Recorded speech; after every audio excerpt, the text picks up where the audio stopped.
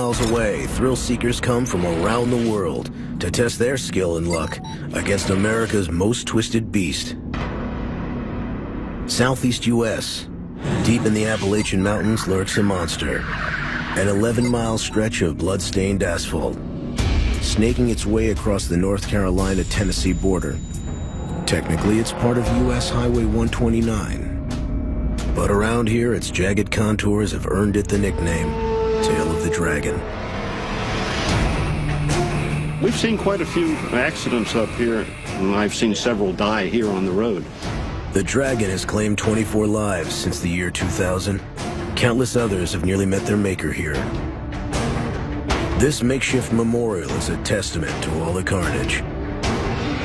Not far from the monument, Ron Johnson runs the Tail of the Dragon gift shop. A seasoned biker, he knows this road better than anyone. It's one of the most unique roads in the world. It has 318 curves and 11 miles. It's out in the middle of nowhere. There's no intersecting roads, no houses. A former Cherokee trail, the Dragon was paved in the 1930s. For decades, locals and lost tourists were the only ones to brave this road. That is, until the 90s, when daredevils started flocking here from around the globe to test their driving skills. But this beast is not easily tamed. The dangers are in the people that come here and don't know what they're doing. It takes concentrated riding and driving. You have to watch your braking. If you overbrake, there's a good chance you'll go off the mountain.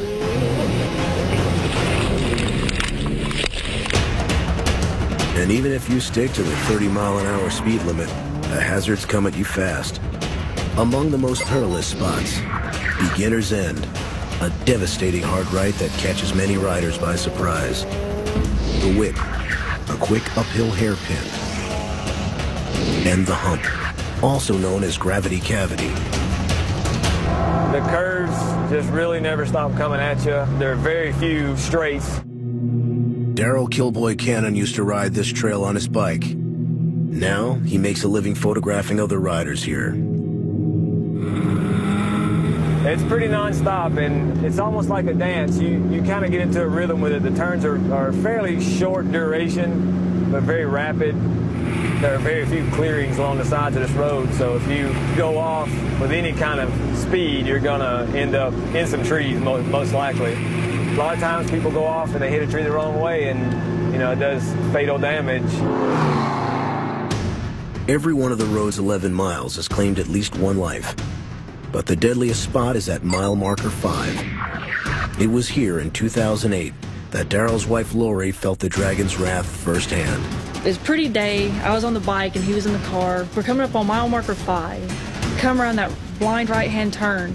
I saw the man and woman on the cruiser right in my lane, just trying to stop. And I remember, you know, just hearing the sound of the bikes hit. Right on the pavement.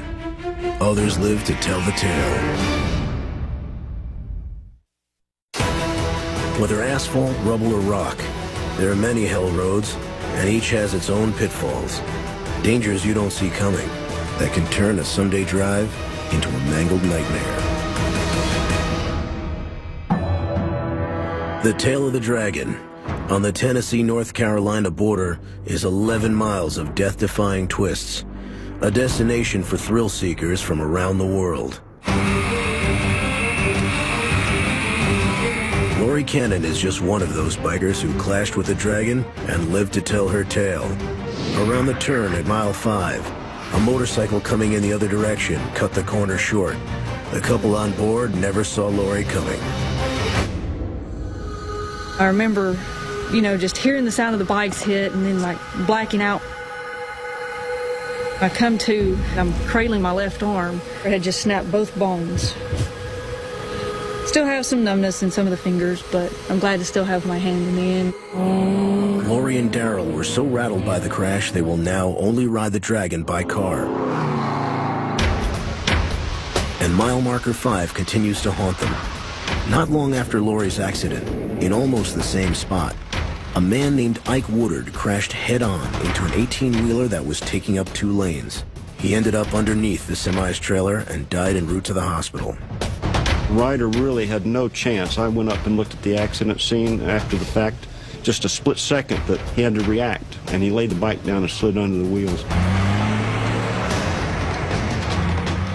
Big rigs cannot maintain their lanes on this stretch of highway, yet they are coming here more and more because their GPS systems think they've found a shortcut.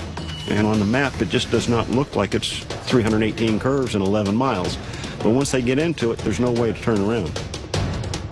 You really have to watch out for them. With these monsters incapable of sticking to their own lane, it's Russian roulette at every turn. The danger is if you meet one in the corner, their rear end is coming toward you.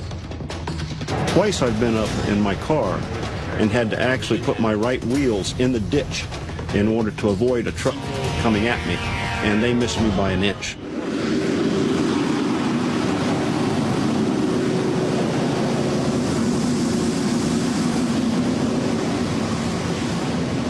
That's one you don't want to meet in a curve.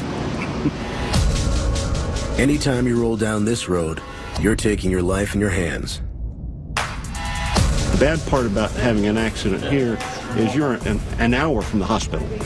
If you have internal bleeding, you need to get to the hospital in 10-15 minutes. It takes that long for the ambulance to get here or more, so there's a chance you're not going to make it. Even with the threat of death lingering all around, the speed junkies keep coming. But this dragon never sleeps, and one thing's for sure, it will kill again.